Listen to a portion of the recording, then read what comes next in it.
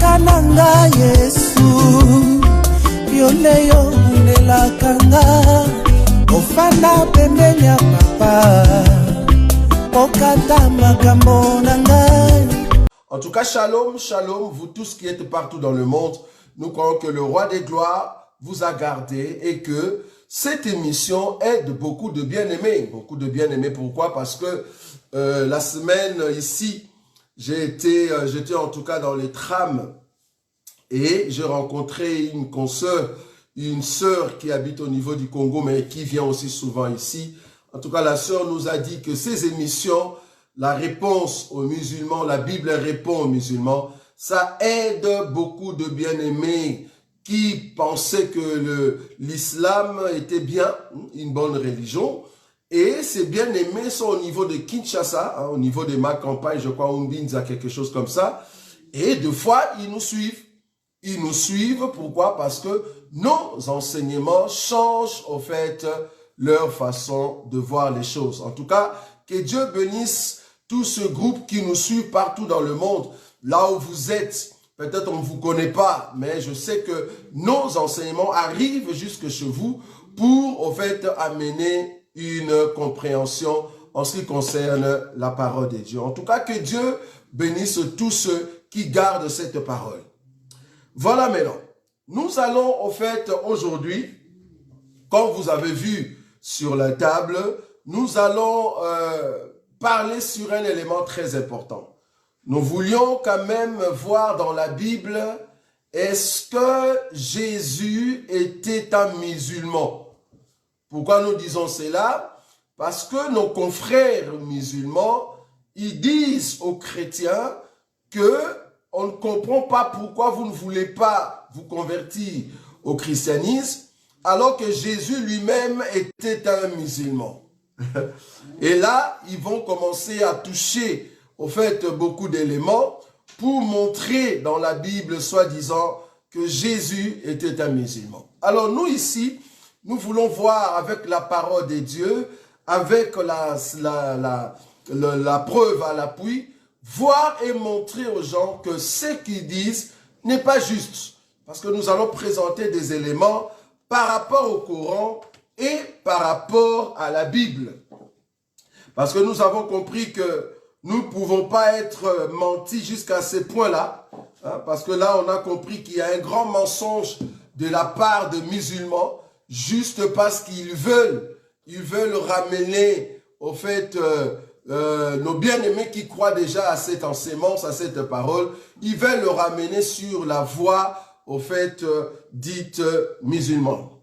Nous allons, au fait, aller chercher maintenant, dans les Corans, ce qu'on appelle pratique, ou soit, qu'est-ce que l'islam démontre, qu'est-ce que l'islam, en fait, impose comme pratique, comme façon de vivre, et nous allons prendre même cette manière-là, cette façon-là de présenter les choses, nous allons les comparer par rapport à ce que le Seigneur Jésus nous a laissé. Et c'est là-bas que nous verrons, est-ce que Jésus-Christ était un musulman, oui ou non? Ça va? D'abord, je veux placer ici les éléments clés qui font qu'on reconnaisse un musulman. Par rapport au Coran, je veux toucher les éléments clés des bases qui prouvent que telle personne est musulmane. Ça va?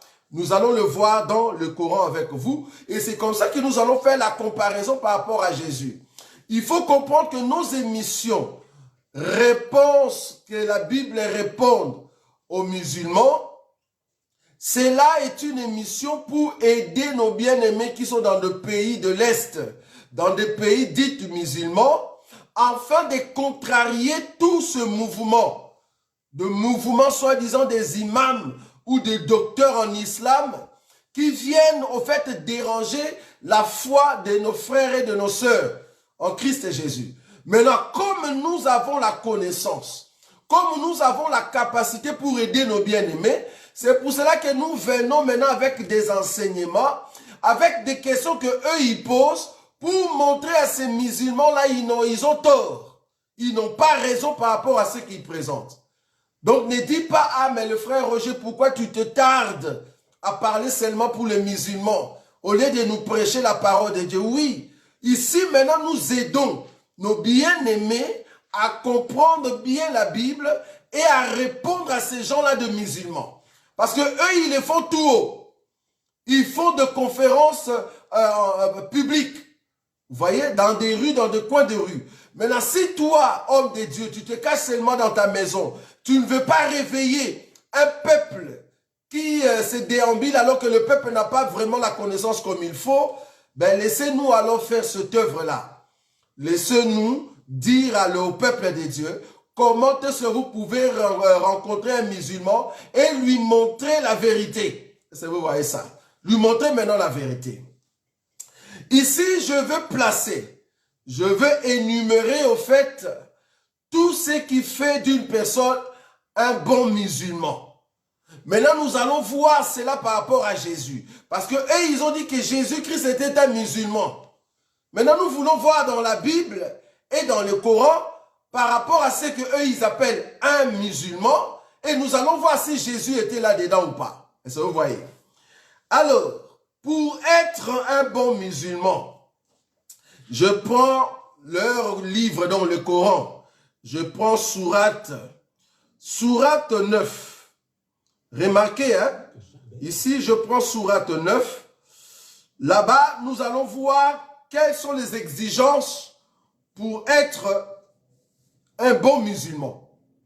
Ça va? Sourate 9. Sourate 9, je prends le verset 18. Écoutez.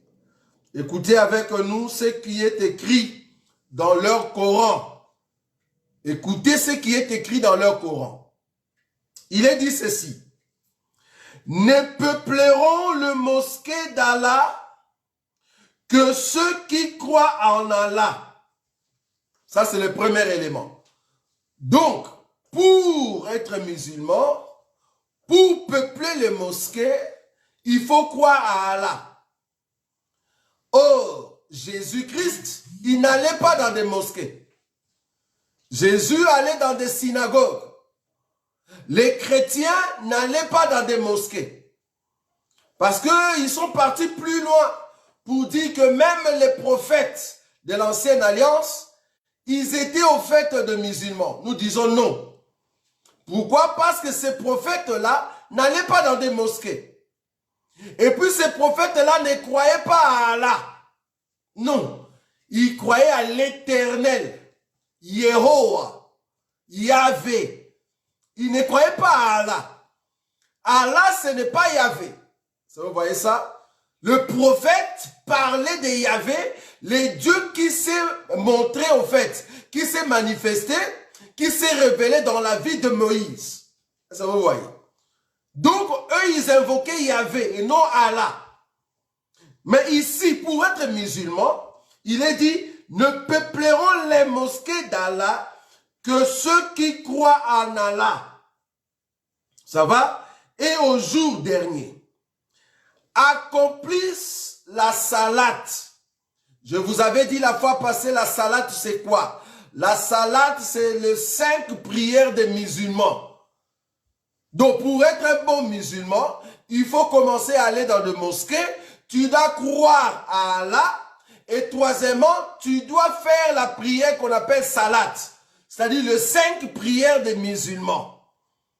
Les 5 prières des musulmans. Ça va? 5 temps, au fait. C'est 5 temps. Donc le matin jusqu'au soir, il y a 5 temps la prière des musulmans. On appelle ça salat. À part ça, acquitte la zakat et ne craignent qu'Allah. Il se peut que ceux-là soit du nombre de bien guidés. La zakat, c'est quoi? C'est l'aumône. C'est quoi l'aumône chez le musulman? C'est-à-dire, après leur ramadan, il faut que tout musulman puisse commencer à donner de sadak.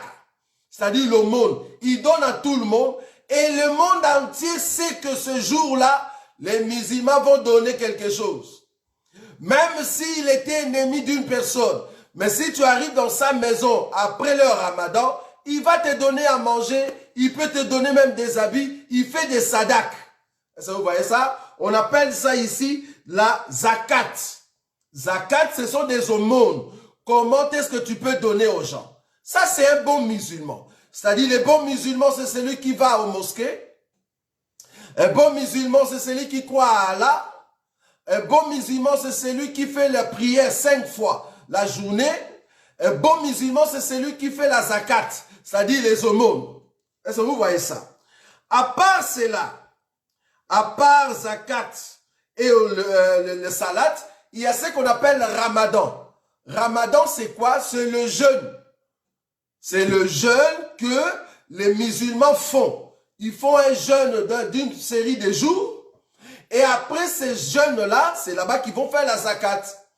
Et pendant ces temps de jeûne, tout le monde sait que les musulmans vont entrer en jeûne. Donc pour être un vrai musulman, tu dois en fait être parmi les gens qui vont jeûner ces jours-là, c'est-à-dire Ramadan. Donc tu fais ce qu'on appelle Ramadan. À part le Ramadan, parce que je cite ici les éléments d'un bon musulman. Maintenant, nous allons voir par rapport à Jésus. Les éléments d'un bon musulman. C'est-à-dire qui va aux mosquées, qui croit à Allah, qui fait la salat, c'est-à-dire qui prie à 5 temps, qui fait la zakat, c'est-à-dire les aumônes, et il fait les ramadans. Il fait les ramadans. Ça, vous voyez ça? Et à part ça, il y a ce qu'on appelle lapider Satan. Lapider Satan, c'est quoi? C'est un temps où ils vont tous, je crois, là où se trouve leur référence, là où il y a tous les musulmans qui se rencontrent, là-bas, ils vont prendre de pierres et ils vont commencer à lancer contre un mur où ils sont des statues représentées comme étant Satan. Et ils vont commencer à lapider Satan de pierres. Est-ce que vous voyez? Ça, ce sont des pratiques musulmanes. Donc, ils vont commencer à lancer des pierres pour dire que voilà, nous tuons Satan, nous lapidons Satan. Nous voulons voir maintenant ces pratiques-là, si Jésus ou le disciple avait aussi cette pratique-là. Est-ce que vous voyez? À part lapider Satan, il y a ce qu'on appelle l'ablution. Ablution, c'est quoi? Ablution, c'est le fait de se purifier avant de prier. Je vais prendre une sourate ici pour comprendre c'est quoi l'ablution, comment est-ce qu'eux ils le font dans leur Coran. Et nous allons voir dans la Bible si Jésus-Christ était un musulman. Parce que ici, je fais ressortir les éléments d'un musulman. Est-ce que vous voyez ça?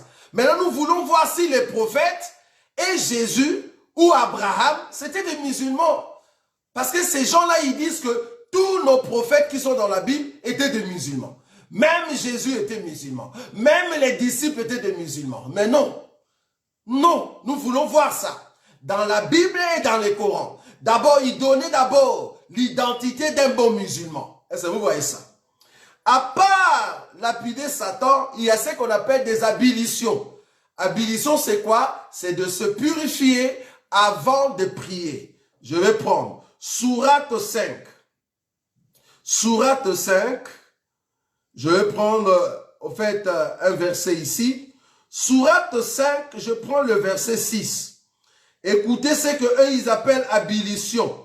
Et nous allons voir si dans la chrétienté, ces choses existent. Écoutez. Oh les croyants.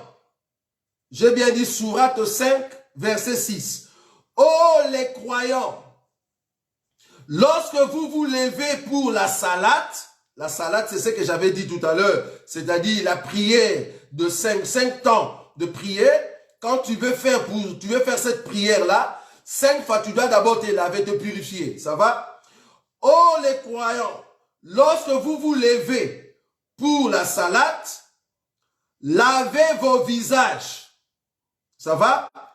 Et vos mains jusqu'au coude. Est-ce que vous voyez ça? C'est ce que font les musulmans. Lavez vos visages et vos mains jusqu'au coude. Passez le main mouillé sur vos pieds et lavez-vous les pieds jusqu'aux chevilles.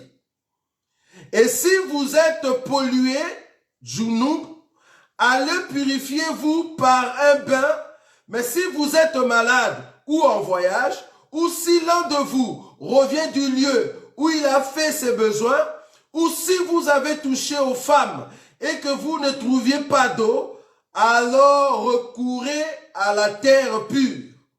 Passez-en sur vos visages et vos mains. Allah ne veut pas vous imposer quelque gêne, mais il veut vous purifier et parfaire sur vous son bienfait. Peut-être serez-vous reconnaissant. Donc, le fait de faire l'ablution, c'est au fait de se purifier avant la prière. Est-ce que vous voyez ça? Et l'ablution en question, c'est quoi? Il faut laver les mains. Il faut que la main que tu laves doit aller jusqu'au coude. Et tu dois laver le visage. Tu dois prendre le main mouillé. Tu fais passer sur tes pieds juste au niveau des chevilles. Le 3 là-bas, c'est-à-dire tête, main et pied, c'est ça ce qu'on appelle l'ablution. Avant de faire la salade, c'est-à-dire la prière 5 temps par jour. Ça, c'est le musulman. Si tu es un bon musulman, c'est ce que tu dois faire. Maintenant, nous voulons voir ça par rapport à Jésus. Par rapport à Jésus, est-ce que Jésus faisait toutes ces choses-là? C'est ce que nous voulons voir. Parce que ces éléments-là prouvent que toute personne qui fait ça, c'est un musulman. Maintenant, nous voulons voir par rapport à Jésus. Est-ce que Jésus allait dans des mosquées? Non. Non. Bibliquement parlant, Jésus allait dans des synagogues. C'est quoi des synagogues? Des synagogues, c'était au fait la représentation du temple, sans pour autant qu'il y ait l'arche de l'alliance dans des villes. Est-ce que vous voyez ça? C'est là-bas que les Lévites ou les pharisiens dirigeaient. Maintenant, ces synagogues qui étaient représentées, censées être comme des temples, c'est là-bas que Jésus y allait. Le synagogue se trouvait dans toutes les villes. C'est comme ça que des synagogues peuvent se trouver ici en Belgique. Des synagogues peuvent se trouver au Congo. Mais les temples ne se trouvent qu'en Israël. On ne peut pas trouver les temples ailleurs. C'est pour cela quand la Bible parle de Jésus qui entre dans les temples, parce que les temples se trouvaient qu'à Jérusalem. À part Jérusalem, il n'y avait pas de temples. Les temples se trouvaient qu'à Jérusalem. Est-ce que vous voyez ça? Mais des synagogues, il y en avait partout, dans toutes les villes. Pourquoi? Parce que c'était un peu la représentation du temple. Mais c'était au fait dans toutes les villes. C'est pour ça que je dis, le synagogue peut se trouver partout dans le monde, mais pas les temples. Les temples se trouvent toujours en Israël, à Jérusalem. Alors Jésus allait au temple et dans des synagogues.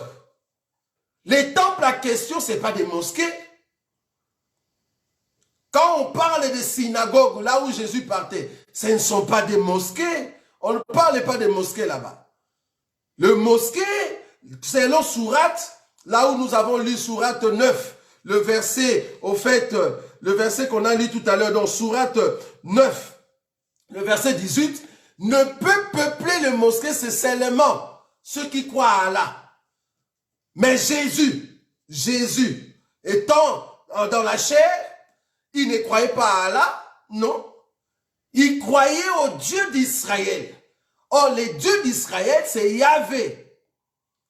Parce qu'il a dit dans sa bouche, le royaume des cieux, c'est ceux qui croient en toi, le seul vrai Dieu, et c'est lui que tu as envoyé. Or, le seul vrai Dieu d'Israël, c'est qui? La révélation a été donnée par Moïse.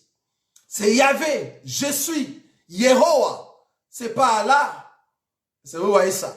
Donc, si Jésus devait aller au temple, devait aller synagogue, j'ai bien dit Jésus. S'il devait aller dans des synagogues, ben c'est pour prier l'Éternel, Yahvé, et non pas Allah.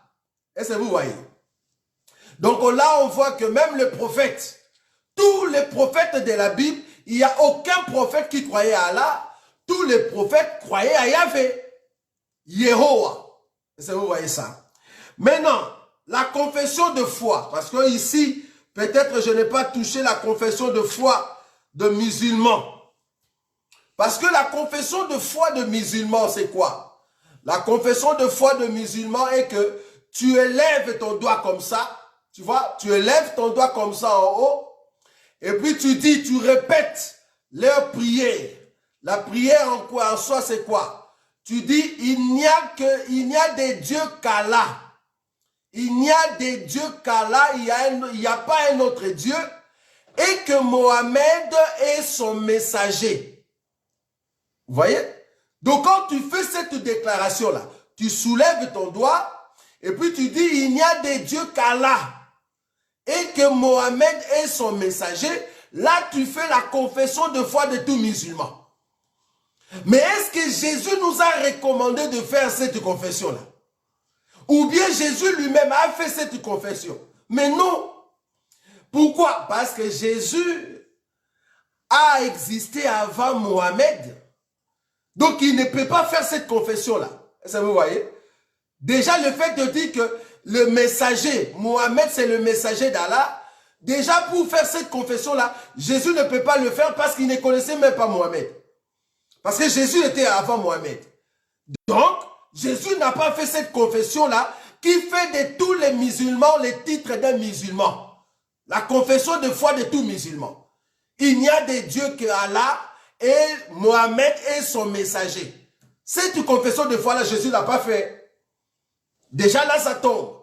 Parce que nous, les chrétiens, notre confession de foi,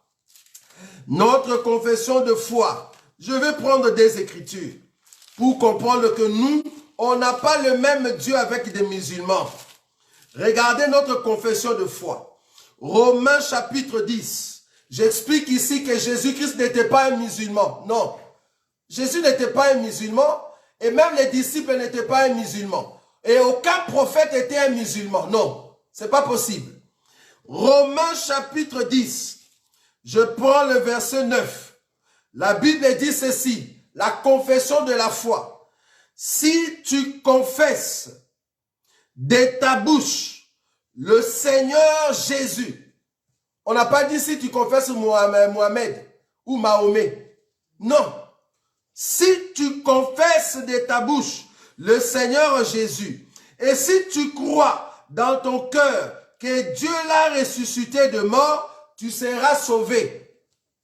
Ça, c'est la confession de la foi. Or, les musulmans ne croient pas que Jésus-Christ était mort pour qu'il soit ressuscité.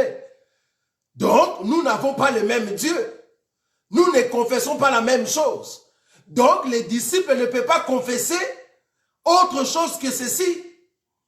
Parce qu'ils n'étaient pas des musulmans. Ils étaient des chrétiens. Ils doivent confesser ça. Confesser Christ et Jésus. Et croire que Dieu l'a ressuscité de mort. Or, les musulmans ne croient pas que Jésus-Christ était mort et qu'il était ressuscité. Deuxièmement, Jean chapitre 7.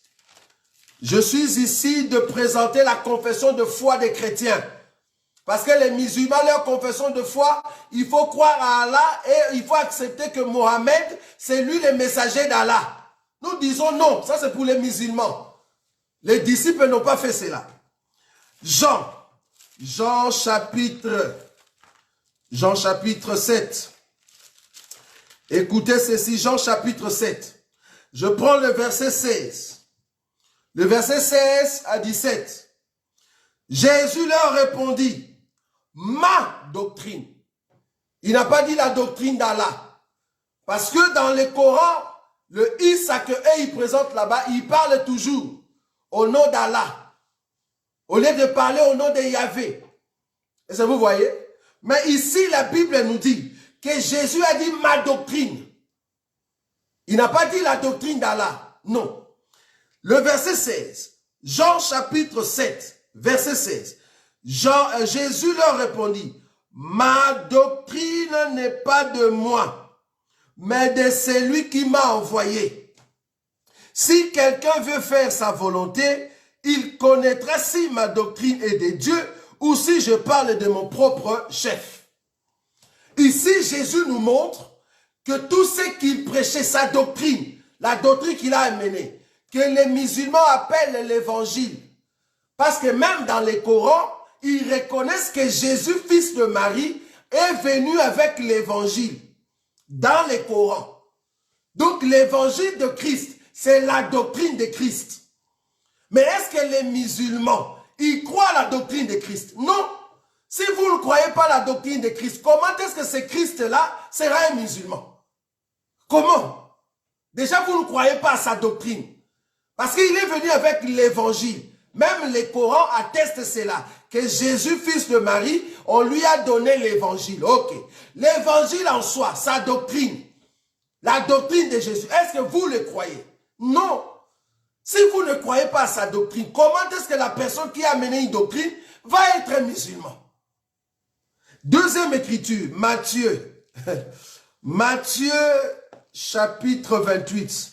Tout ça, c'est pour vous dire, vous le musulman, arrêtez de nous poser vos sales questions. Des questions du genre, faut pas croire que Jésus-Christ est Dieu, il n'est pas mort, il n'est pas le sauveur. Nous montrons ici que nous croyons à celui qui est solide. À celui qui est solide, pas à celui qui est comme votre prophète, non. Parce que même votre prophète ne connaît pas son sort. On a montré ça la fois passée. Le prophète lui-même, il ne connaît pas son sort. Il ne sait pas s'il va entrer au paradis. Il ne sait pas. Alors ne nous embrouillez pas. Parce que nous avons ce qu'on appelle la certitude. Est-ce que vous voyez l'assurance du salut, l'assurance de la foi, que nous allons partir. Est-ce que vous voyez ça? Matthieu chapitre 28. Remarquez ceci avec nous, le verset 19. Matthieu 28, le verset 19. Allez, faites de toutes les nations des disciples, les baptisant au nom du Père et du Fils et du Saint-Esprit, et enseignez-leur à observer tout ce que je vous ai prescrit. Enseignez-leur tout ce que je vous ai prescrit. Ce que Jésus a enseigné, c'est ce que nous, on doit enseigner. C'est ce que nous, on doit enseigner dans la doctrine de Christ. C'est ce que nous enseignons aujourd'hui. Oh, Jésus nous a enseigné quoi? Il nous a enseigné l'islam? Non. Jésus n'a pas enseigné l'islam, bien-aimé. Jésus nous a enseigné le royaume des cieux. C'est ce que nous présentons. Dieu recherche un peuple au milieu des ténèbres qu'il a scellés pour les amener au ciel. Ah, la Bible. Enseignez-leur à observer tout ce que je vous ai prescrit. Et voici, je suis avec vous tous les jours jusqu'à la fin du monde. Ça, c'est ce qu'on appelle la confession de foi. C'est le Seigneur Jésus qui nous a montré cela. Au sujet de la zakat. Zakat, c'est quoi? C'est ce que le musulman appelle aumône. Qu'est-ce que Jésus nous a montré en ce qui concerne l'aumône? Parce que les musulmans, quand ils font des aumônes, quand ils donnent aux gens des cadeaux, ce jour-là est connu partout dans le monde entier.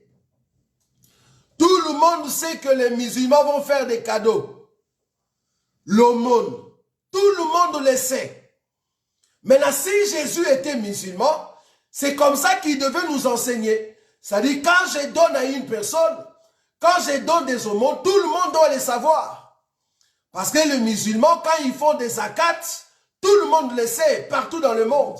Il y a même des journaux qui prouvent qu'ils ont fait des zakats. Maintenant, qu'elle nous dit la Bible? Je vais prendre une écriture. Matthieu chapitre 6. Je compare ici Jésus pour vous prouver qu'il n'était pas un musulman. Jésus ne peut pas être un musulman. Ce n'est pas possible. Matthieu chapitre 6. Matthieu chapitre 6. Je commence à partir du premier verset. Matthieu chapitre 6 à partir du premier verset. Gardez-vous de pratiquer votre justice devant les hommes pour en être vus. Autrement, vous n'aurez point de récompense auprès de votre Dieu qui est dans les cieux. Gardez-vous de faire votre justice aux yeux des hommes. Sinon, tu n'auras pas de récompense. Mais quand eux, ils font des aumônes, tout le monde le sait. Tout le monde en parle. J'avais fait ceci, j'ai donné ceci, venez prendre.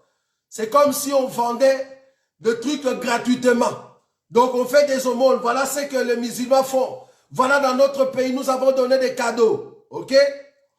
Le verset 2. Donc, lorsque tu fais l'aumône, ne sonne pas de la trompette devant toi, comme font les hypocrites dans les synagogues et dans les rues, afin d'être glorifiés par les hommes.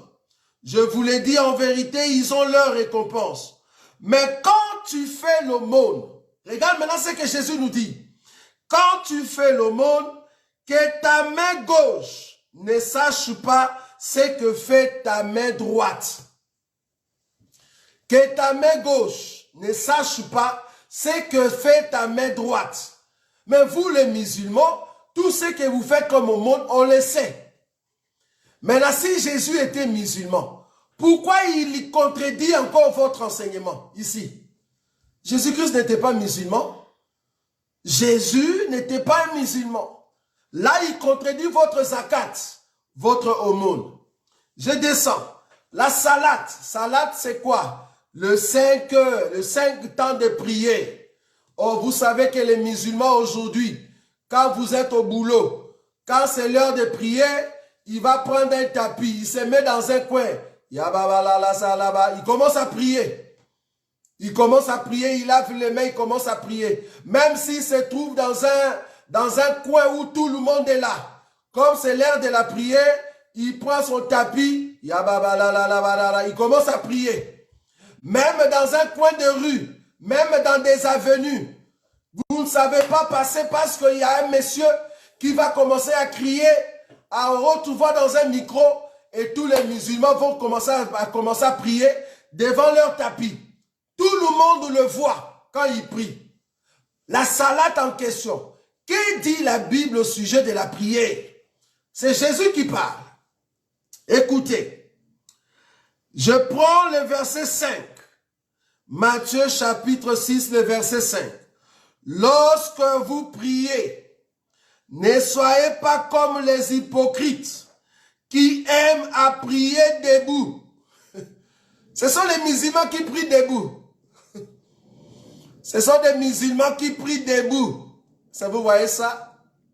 Lorsque vous priez, ne soyez pas comme les hypocrites qui prient, qui aiment à prier debout dans les synagogues et au coin des rues pour être vus des hommes. Je vous l'ai dit en vérité, ils ont leur récompense. Mais quand tu pries, entre dans ta chambre, ferme ta porte et prie ton Père qui est là dans les lieux secrets, et ton Père qui voit dans les secrets te le rendra. Nous déjà, Dieu est notre Père. Or, les musulmans, Allah n'est pas leur Père. Donc, on n'a pas les mêmes dieux. Nous, Dieu est notre Père. Mais Allah n'est pas le Père des musulmans. Non. Il n'y a aucun musulman qui peut dire ça, que Allah c'est mon Père. Parce que Allah n'a pas des enfants. Mais nous croyons que notre Dieu a des enfants. Parce que moi, je suis un enfant de Dieu. Ça vous voyez? Donc, il faut prier dans les secrets et non pas dans des coins de rue, là où tout le monde voit. Donc, leur temps de prière, là, 5 fois, quand ils prient, pour que tout le monde le sache, dans le monde entier, on en parle dans des journaux, on les voit là-bas chez nous, en train de prier, on comprend que ce sont des hypocrites. Ils veulent montrer aux gens qu'ils prient. Est-ce que vous voyez? Si Jésus était un musulman, est-ce qu'il va contredire votre enseignement de prière? La salate, est-ce qu'il va les contredire? Parce que c'est ça qui fait d'un homme un bon musulman. Si Jésus était musulman, il va contredire votre enseignement de prière. Je continue. Je continue. Ramadan. Ramadan, le jeûne. Tout le monde sait que les musulmans vont commencer le ramadan tel jour. Ça va finir tel jour. Et là, pendant ce temps-là, pendant le temps de ramadan, tous les musulmans, ils ont la face bizarre. On comprend qu'ils sont en jeûne. Il ne faut pas les déranger. Ils sont en jeûne. Est-ce que vous voyez? Ils sont concentrés. Tout le monde sait que tous les musulmans partout dans le monde, ils sont en jeûne. Tout le monde le sait, même un bébé. Nous savons que vous êtes en jeûne. Mais que nous dit la parole pour dire que Jésus-Christ n'était pas un musulman? Matthieu chapitre 6, le verset 16. Matthieu 6, le verset 16. Lorsque vous jeûnez, parce que le ramadan c'est le jeûne. Lorsque vous jeûnez, ne prenez pas un air triste, comme les hypocrites, qui se rendent le visage tout défait, pour montrer aux hommes qu'ils jeûnent. Est-ce que vous voyez ça? Pour montrer aux hommes qu'ils jeûnent. Je vous l'ai dit, en vérité, ils ont leur récompense. Écoutez maintenant les chrétiens comment ils jeûnent, pour dire que Jésus-Christ n'était pas, au fait, un musulman. 17. Mais quand tu jeûnes, parfume ta tête et lave ton visage, afin de ne pas montrer aux hommes que tu jeûnes. Mais vous montrez à tout le monde, partout sur la terre, que vous jeûnez. Oh, le jeûne, je ne peux pas vous montrer que je jeûne. Vous ne le saurez pas. Je suis normal. Je suis normal. Je ne vais pas vous montrer que je jeûne. Je jeûne pendant 40 jours. Je suis au jeûne. Donc, j'ai dit à tout le monde, quoi. Ça, c'est un hypocrite. Est-ce que vous voyez? Le verset 17. Mais quand tu jeûnes, parfume ta tête et lave ton visage, afin de ne pas montrer aux hommes que tu jeûnes, mais à ton Père qui est là dans les lieux secrets, et ton Père qui voit dans le secret te les rendra. Ça, c'est le ramadan. Pour dire que Jésus-Christ ne faisait pas de ramadan. Parce que le ramadan veut dire, tout le monde le sait.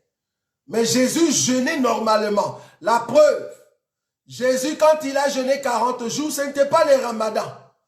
Parce que si c'était le ramadan, tout Israël allait jeûner 40 jours et 40 nuits. Jésus a jeûné 40 jours et 40 nuits sans manger. Ce n'était pas le ramadan, c'était un jeûne normal. Mais lui-même, il s'est caché. Il est parti dans le désert pour ne pas montrer aux gens qu'il a jeûné. Mais vous les mettez partout dans des réseaux que c'est le ramadan. C'est le ramadan, ramadan. Tout le monde le sait. Et quand le ramadan va finir, c'est maintenant zakat, sadaka, on va commencer à... Tout le monde le sait, ça ne va pas. Ça, c'est vraiment le comportement des hypocrites. À part le ramadan, waouh, vous lapidez Satan. À part le ramadan, vous lapidez Satan. Vous avez fait une sorte de statue, vous avez des pierres pour lancer contre Satan, soi-disant vous l'avez tué. Or, nous, la Bible nous dit de résister au diable et il fuira loin de nous. La Bible ne nous dit pas de lui lancer des pierres. Nous ne servons pas le même Dieu avec des musulmans. Non. Jésus-Christ n'était pas un musulman. Jésus, quand il est monté, quand on l'a amené pour être tenté dans le désert, il n'a pas pris de pierres.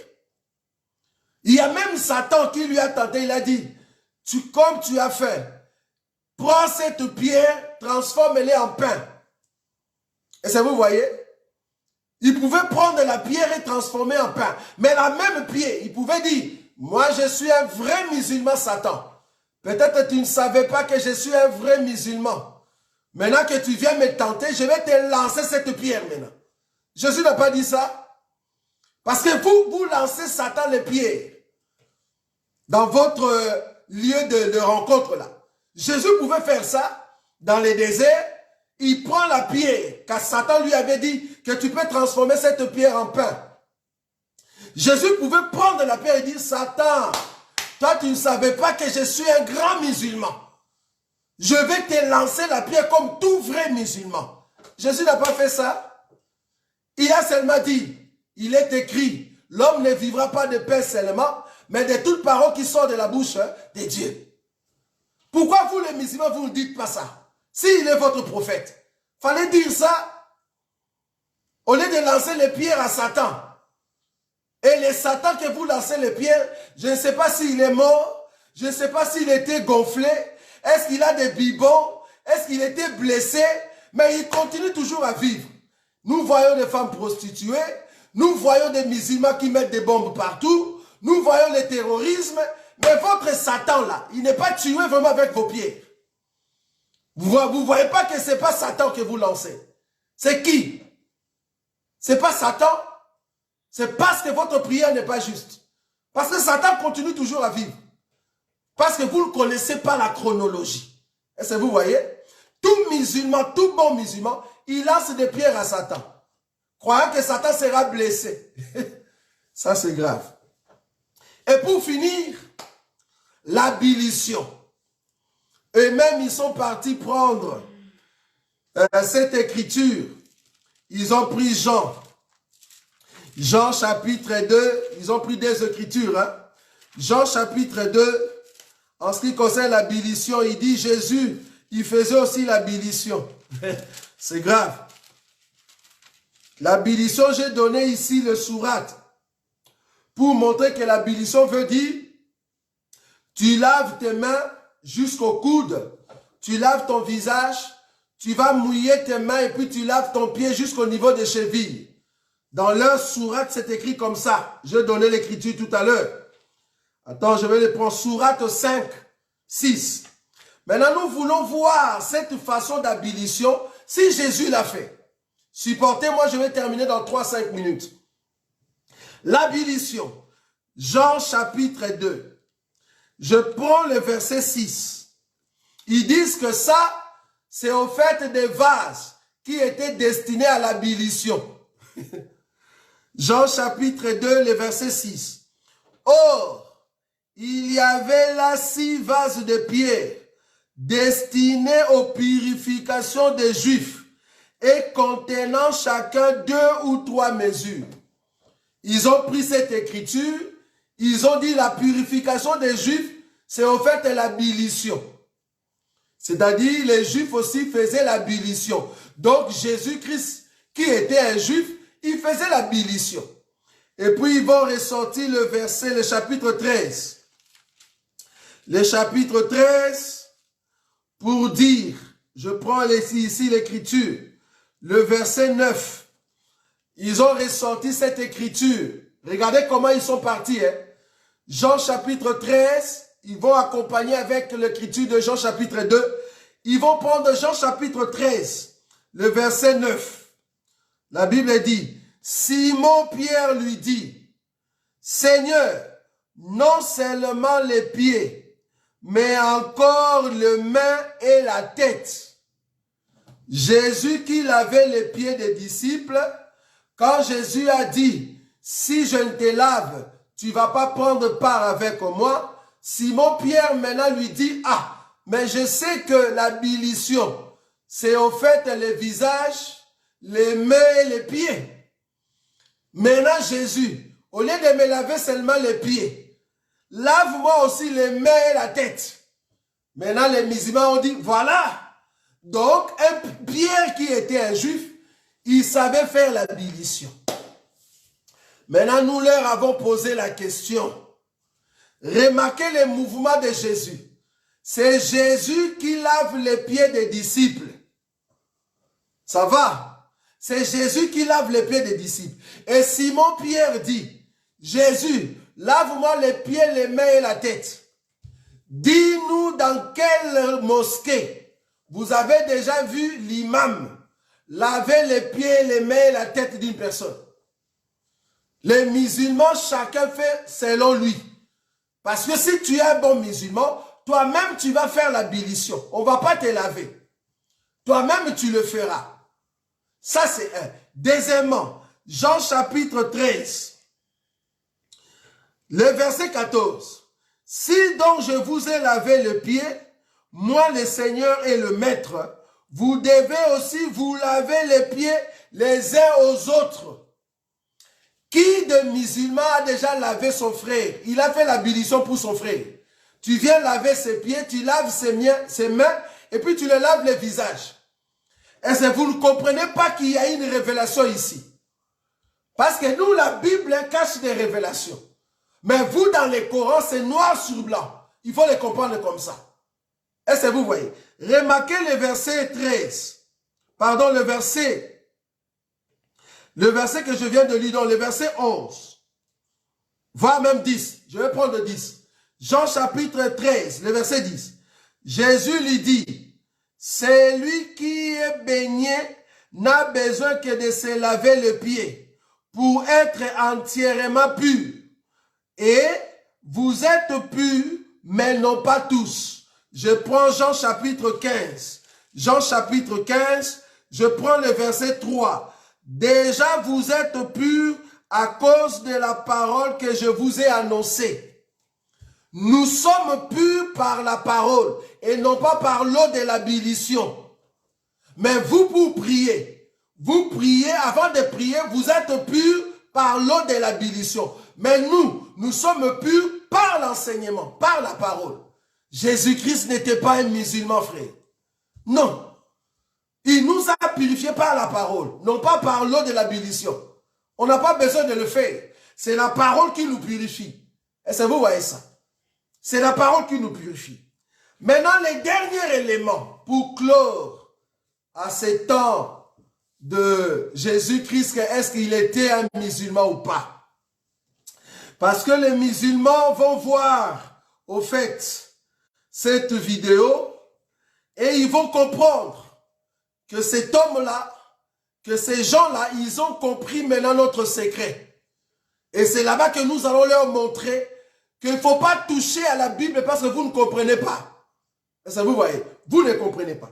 Remarquez, je vais prendre maintenant quelque chose de très important, là où on va mettre fin pour montrer que Jésus-Christ n'était pas un musulman, ni les prophètes, ni Abraham, ni Isaac, ni Joseph, ni Moussa, si c'est Moïse. Non, ils n'étaient pas des musulmans.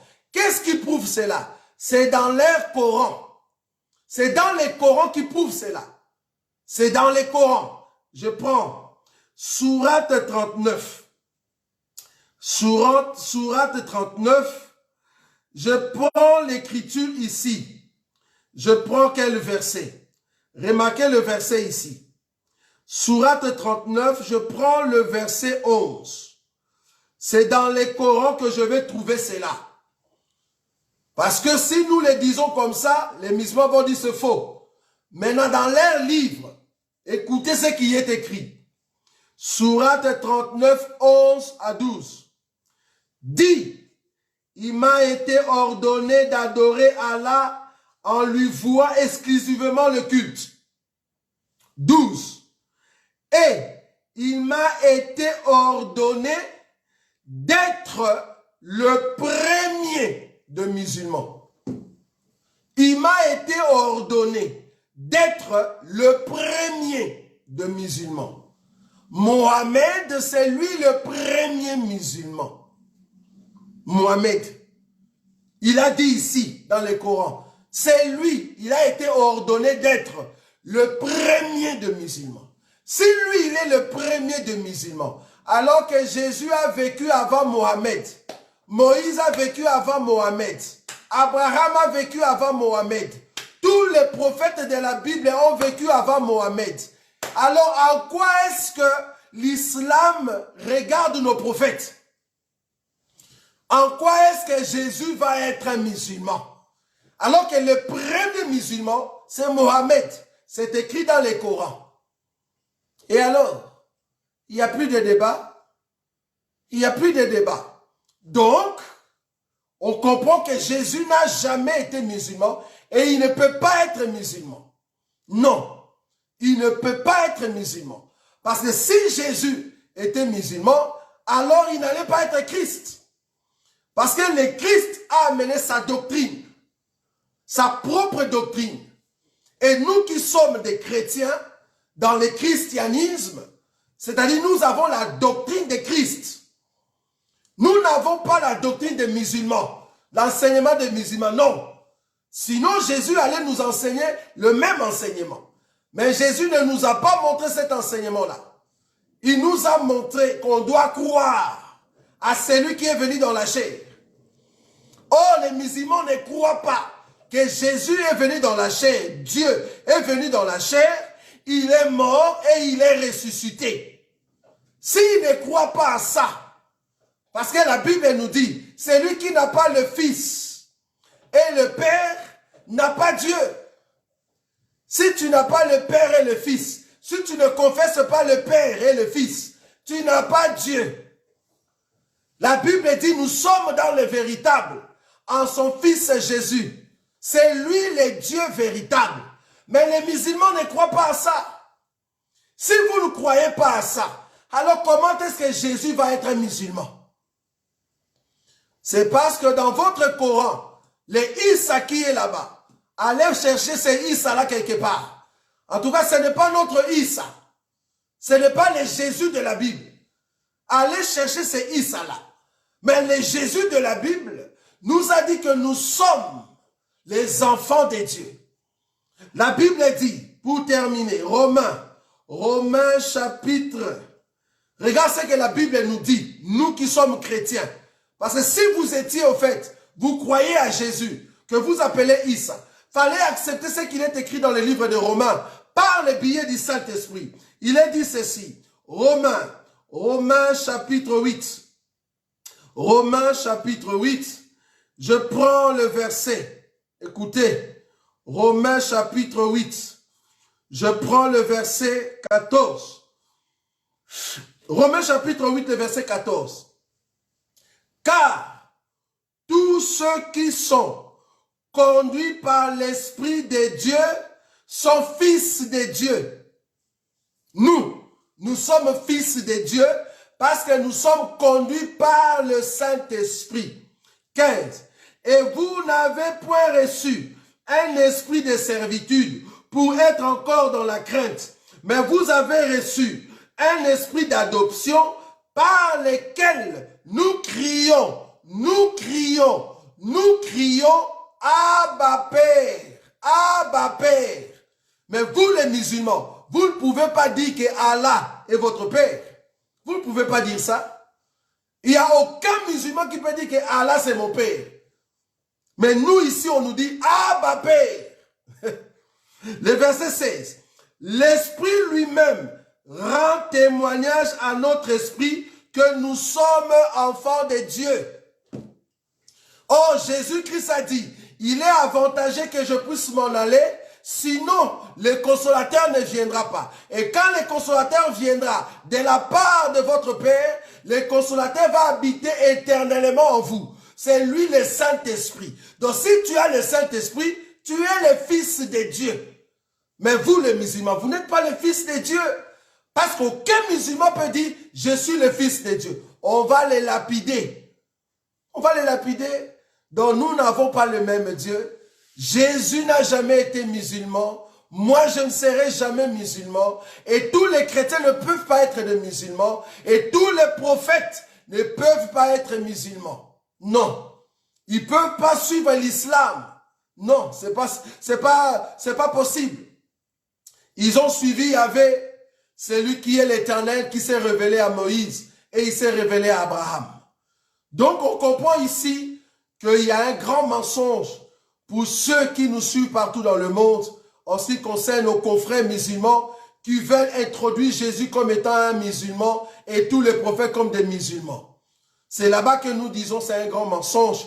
C'est en fait insulter les chrétiens. Donc, si quelqu'un vient à toi et te dit que Jésus-Christ est un musulman, il faut boycotter cela et dire Jésus n'a jamais été musulman et il ne peut en aucun cas être un musulman. Ça va? Voilà un peu ce qu'on avait à dire aujourd'hui et nous croyons que le Seigneur est bon dans tout ce qu'il fait. Prochainement, nous allons continuer une autre série d'émissions. S'il y aura encore de préoccupations de la part de nos confrères musulmans, nous reviendrons encore pour dire que la Bible répond aux musulmans. Mais là, nous allons continuer dans d'autres séries maintenant, dans notre série Biyemba Yemba et Bitea Tea. Est-ce que vous voyez? Vous avez remarqué que j'ai pris ici le Coran, qui est censé être leur livre. Est-ce que vous voyez? Parce que dans leur Coran, ils reconnaissent que la Torah, c'est Moïse qui l'a amené, l'évangile, c'est Jésus qui l'a amené, et que le Coran, c'est au fait Mohamed qui l'a amené. Si c'est Mohamed qui a amené le Coran, c'est par lui que le Coran est venu. Or, Jésus a vécu avant Mohamed, avant le Coran. Donc, Jésus ne peut pas être musulman. Il ne peut pas croire à ce qui est écrit dans le Coran. Non. Donc, ce n'est pas possible. Est-ce que vous voyez ça? Donc, il faut vraiment boycotter cette pensée de dire que Jésus-Christ était un musulman. En tout cas, que Dieu... Nazakomata ngai, nazakomata ngai, nga nazakomata.